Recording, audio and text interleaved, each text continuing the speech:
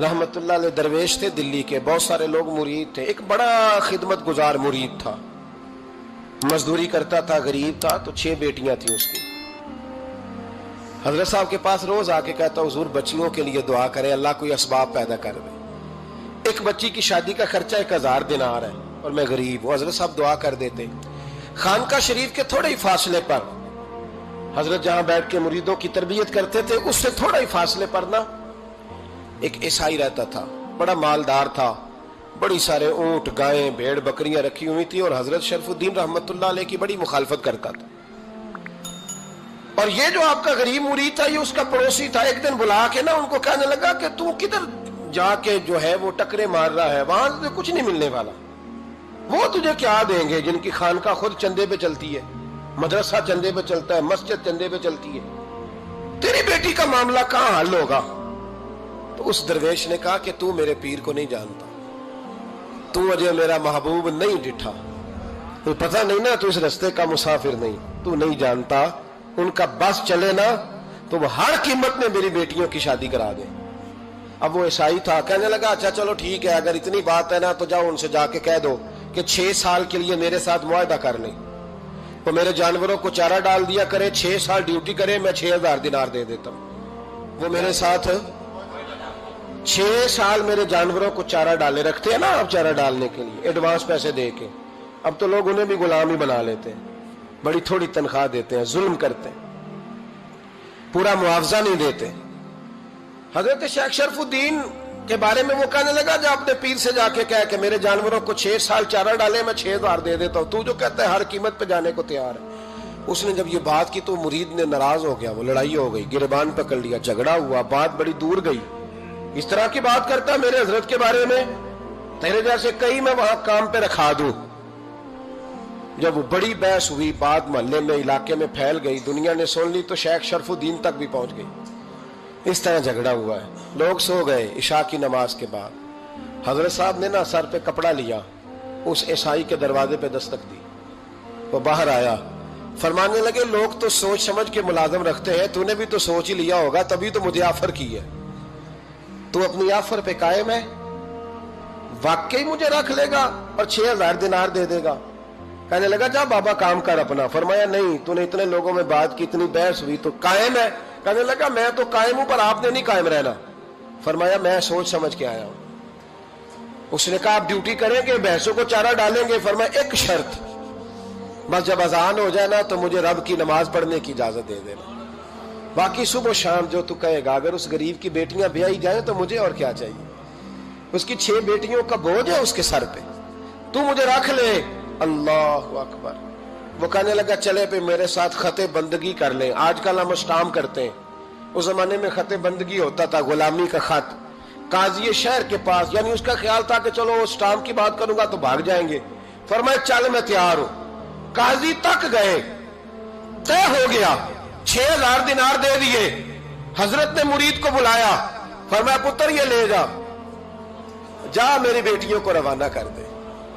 کہنے لگا حضور یہ کیا کر رہے ہو آپ، کچھ سوچیں۔ فرمایا یار جب تجھے بیٹا بنا لیا تو پھر میری پوتیاں تو لگتی ہیں نا، میرا حق تو بنتا ہے نا، جا کے ڈیوٹی کر، ان کو بیاہ دے۔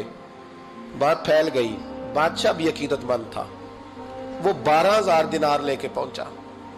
کیا بتاؤں ان رب کے بندوں کا دل کیسا ہوتا ہے، کیا درد ہوتا ہے، کیا رنگ۔ 12000 دینار لے کے بادشاہ آیا اور آ کے حضرت کو پیش کیے کہ حضور آپ دیں اس عیسائی کو ڈبل دیں اور جائیں کام کریں۔ آپ فرمانے لگے تو پیسے دے، شرطیں نہ لگا، میرا جہاں دل کرے گا میں خرچ کروں گا، مجھے تو مزہ ہی اب آنے لگا ہے، ابھی تو لطف آ رہا ہے، ابھی تو ذائقہ آیا ہے کچھ کرنے کا، پیسے دینے ہیں تو دے، پابندی نہ لگا، جہاں میرا دل کرے گا میں۔ اس نے کہا حضور ٹھیک ہے رکھ لے۔ حضرت نے فجر مسجد میں پڑھی، جیب میں 12000 دینار تھے، اعلان فرمایا بھی کسی اور کی بیٹی بھی بیٹھی ہے تو پیسے میرے پاس ہیں۔ وہ 12000 دینار بھی بانٹ دیا، اور 12000 دینار بانٹ کے نا تو پھر چلے گئے کھیت میں چارہ کاٹنے۔ اس عیسائی کو کسی نے بتلایا کہ ان کے پاس تو 12000 آیا ہے، پر تجھ سے جان نہیں چھڑائی انہوں نے، کہ وعدہ یہ ہوا تھا کہ 6 دیں گے تو جائیں گے، جب تک دیں گے نہیں تیرے گھر میں کام کریں گے۔ وہ نا چارہ کاٹ رہے تھے، حضرت صاحب تو وہاں پہنچ گیا، دور جا کے کھڑا ہو گیا، کہنے لگا بابا پہلے تو میں نے مسلمانوں کے اخلاق سنے تھے، اب تو میں نے دیکھ بھی لیے، پر یہ بتا جب 12,000 آیا تھا جان کیوں نہیں چھڑائی؟ تو حضرت چارہ کاٹتے کاٹتے رو پڑے، فرمانے لگے تو نہیں نہ جانتا یہ بیٹیاں سانجھی ہوتی ہیں، پتہ نہیں نا، میرے رسول پاک نے تو حاتم تائی کی بیٹی کے سر پہ کپڑا رکھ کے کہا تھا بیٹیاں برابر ہوتی ہیں، تو یہ نہیں پتا جب اس کی 6 بیٹیوں کی شادی ہوئی ہے میرے اندر روحانیت کتنی بڑی ہے۔ فرمایا پھر 12,000 آیا ہے تو 2-4 بچیاں پھر گئی ہیں، تو یہ نہیں پتا میں اندر سے راضی کتنا ہوں، میں تیری نوکری کرتا رہوں گا، پتہ نہیں اللہ کتنی بیٹیوں کو بیاہ دے گا۔ اتنا رویا وہ عیسائی کے پیروں میں بیٹھ گیا، کہنے لگا بابا میں نے تیری مخالفت کی ہے پر تیرے قریب آ کے پتہ چلا ہے کہ تو بہت اونچے اخلاق کا مالک ہے، اور اگر تیرا یہ مقام ہے تو تجھے اخلاق سکھانے والے محمد عربی کی شان کتنی ہوگی۔ ظالم کی بولیے جاتے نہیں لوگ جھوٹے گواہ بن کے، وکیل صاحب کو نہیں پتا ہوتا کہ یہ بندہ مجرم ہے جو میرے پاس آیا، کیا مجرموں کے وکیل نہیں ہوتے؟ بولے تو اس کو پتہ نہیں ہوتا وکیل صاحب کو کہ یہ صاحب مجرم ہے، میرے پاس مقدمہ لے کے آئے، اور اگر بے ادبی نہ ہو جائے تو میرا خیال ہے قاضی عدالت کو بھی پتا ہوتا ہے کہ مجرم کون ہے اور مظلوم۔ میرے نبی پاک صلی اللہ علیہ وسلم نے اس قدر زیادہ سختی فرمائی اس مسئلے میں، فرمایا جس کو پتا تھا کہ فلاں آدمی ظالم ہے، ظلم کر رہا، پھر وہ ظالم کا گواہ بنا یا اس نے ظالم کی مدد کی، کتنی کی؟ شارحین لکھتے ہیں چاہے اس نے ایک جملہ بول کے کی، چاہے ایک، سارے بولیے، چاہے ایک غریب کو اس نے ظلم کیا تو کہتے ہیں لاج یہ سی، چاہے ایک جملہ بول کے کی، شارحین اس حدیث کی شرح میں لکھتے ہیں ایک جملہ بول کے چاہے مدد کی، جس بندے نے کسی ظالم کی مدد کی کسی مقدمے میں یا کسی صورت میں اور اسے پتا تھا یہ ظالم ہے، میرے نبی پاک صلی اللہ تعالی علیہ وسلم فرماتے ہیں اگر اس نے مدد کی، ابھی ظالم کی بات نہیں ہو رہی، ظالم کے مددگار کی بات ہو رہی، اگر کسی نے ظالم کی مدد کی تو حضور فرماتے ہیں خدا بھی اس سے بری و ذمہ ہے، رسول بھی اس سے بری و ذمہ ہے۔ سنبھال کے رکھے اپنی نمازیں، قربانیاں، حج، زکوٰۃ سنبھال کے رکھے۔ اگر ظالموں کا مددگار ہے، الیکشن آ لینے دے، آپ کو نظر آ جائے گا کون کون ظالموں کا مددگار ہے، نظر آ جائے گا۔ اپنی جیب سے لوگ پیسے دے کے ظالموں کی مدد کریں گے، ان کے فلیکس چھپوائیں گے، بورڈ لگوائیں گے، جیبوں سے پیسے دے کے۔ ہم نے خود آگ لگائی ہے چمن میں اپنے، بے سبب گردشی ایام کو الزام نہ دو، ہم نے خود نور کا ظلمت سے کیا ہے سودا، کر کے توہین سحر شام کو الزام نہ دو۔ ظالموں کے مددگار میدان میں آ گئے، یہ چھوٹا لفظ نہیں، میرے حبیب پاک صلی اللہ علیہ وسلم نے فرمایا جو ظالم کا مددگار ہے سن لے جو سجن کے ساتھ کچہری جاتا ہے، وہ یاد رکھے جو دوست کا گواہ بنتا ہے، وہ یاد رکھے جو کہتا ہے میں مانگی گیا تھا، مجھے بلایا گیا تھا قبضہ چھڑانے کے لیے کسی غریب بیوہ کی جائیداد پہ، کب وہ سن لے تو مدد کر کے نہیں آیا، تو خدا کے ذمے سے نکل گیا۔ رسول پاک نے فرمایا تیرا میرا تعلق ختم ہو گیا، تو ظالم کا مددگار ہو گیا، پھر تو کہتا میں بے چین ہوں، میں بے قرار ہوں، میں آزمائش کا شکار ہوں، پلٹ کے دیکھ تو صحیح تیرا گناہ کتنا بڑا ہے۔ میرے نبی پاک صلی اللہ علیہ وسلم کا ایک اور فرمان سن لیں، ابن ماجہ ابو داؤد میں موجود ہے، اس حدیث کو آپ نے یاد کر لینا ہے، کر لیں گے انشاءاللہ، سارے کہیے انشاءاللہ، کر لیں گے یاد۔ حضور صلی اللہ علیہ وسلم نے فرمایا اگر تو ظالم کی مدد کرے گا نا، یہ لفظ دل کی تختی پہ لکھ لینا، یہ مکافات عمل ہے، مکافات عمل دنیا، ادھر کرو گے تو ادھر بھرو گے۔ فرمایا اگر تو کسی ظالم کی مدد کرے گا، سن لے حضور کا فرمان ہے، اگر تو ابن ماجہ ابو داؤد سیاہ میں موجود ہے، فرمایا اگر تو کسی ظالم کی مدد کرے گا تو رب تعالیٰ مرنے سے پہلے پہلے تیرے اوپر بھی ظالم کو مسلط کر دے گا، تیرے اوپر بھی ایک دفعہ ظلم ضرور ہوگا اگر تو ظالم کی، وہ کسی صورت میں بھی ہو سکتا ہے، کسی صورت میں بھی، تیرا بیٹا ہی اٹھ کے ظلم کر دے گا، تو الجھ جائے گا، کسی نہ کسی جگہ تیرے لیے تباہی کا سامان ہوگا، تیرے اوپر ظلم ہوگا، اس لیے کہ تو ظالموں کا مددگار ہے۔ چاہیے یہ تھا کہ تو مظلوم کی مدد کرتا، انسانی ایمانی یقین کا فریضہ سر انجام دیتا، تو ظالموں کا مددگار ہو گیا۔ ٹٹول کے دیکھ لیں، رزلٹ نکال کے دیکھ لیں، ہمارے زمانے میں ظالموں کے مددگار زیادہ ہیں، اتنی لمبی زبانیں نکال کے ظالموں کی مدد کرتے ہیں، بڑے بڑے کالم نویس اللہ نے انہیں قدرت دی لکھنے کی، تو اپنا قلم ظالموں کی مدد میں خرچ کرتے ہیں۔ وہ لوگ جن کو اللہ تبارک و تعالیٰ نے قدرت دی، ہمت دی، طاقت دی، کچھ لوگ ان کے حلقہ احباب میں، وہ اپنے لوگوں کو استعمال کر کے ظالموں کی مدد کرتے ہیں، ظالموں کی مدد کرتے ہیں۔ میرے نبی کریم سید عالم نور مجسم صلی اللہ علیہ وسلم نے فرمایا اگر تو نے ظالم کی مدد کی تو جب تک تو توبہ نہیں کرے گا رب تجھ سے ناراض ہی رہے گا۔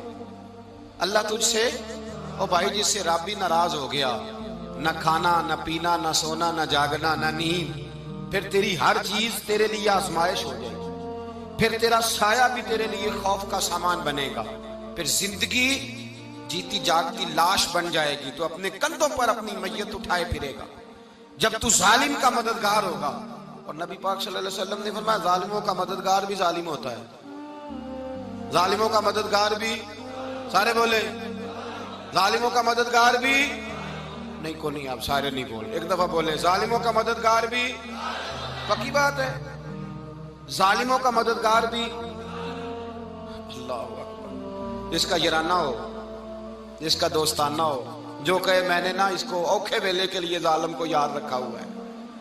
کبھی مشکل میں رکھے نہیں ہوئے لوگوں نے ظالم دوست، کہتے میں نے رکھے ہوئے ہیں، بلکہ ہمارے دیہات میں تو کہتے ہیں میں نے بازو بنائے ہوئے ہیں۔ کس کو بازو بنا لیا؟ ظالم بھی کبھی بازو ہوتا ہے، جو ظلم کی تلوار لیے میدان میں کھڑا ہے۔ قارون، حامان، فرعون، نمرود کا حال نہیں لوگوں نے دیکھا؟ اپنے زمانے میں آپ نے کتنے لوگ نہیں دیکھے جن کے سائے سے، آواز سے لوگ کانپتے تھے؟ پھر پولیس کی گاڑیوں میں وہ اس طرح مردہ پڑے کہ دنیا نے تماشا دیکھا ان کا۔ یہ رنگ ہم نے دیکھے نہیں اپنے آنکھوں سے۔ فرمایا ظالم کا مددگار بھی، جو کار میں بٹھا کے لے کے گیا وہ بھی ظالم، جس نے چائے پلائی وہ بھی، جس شخص نے کھانا کھلایا وہ بھی، جو کچہری تک ساتھ گیا وہ بھی، جس نے فلیکس کے نیچے، بڑے شرابی کے نیچے چھوٹی اپنی فوٹو لگائی وہ بھی، جو ووٹ کی پرچی ڈالنے گیا وہ بھی۔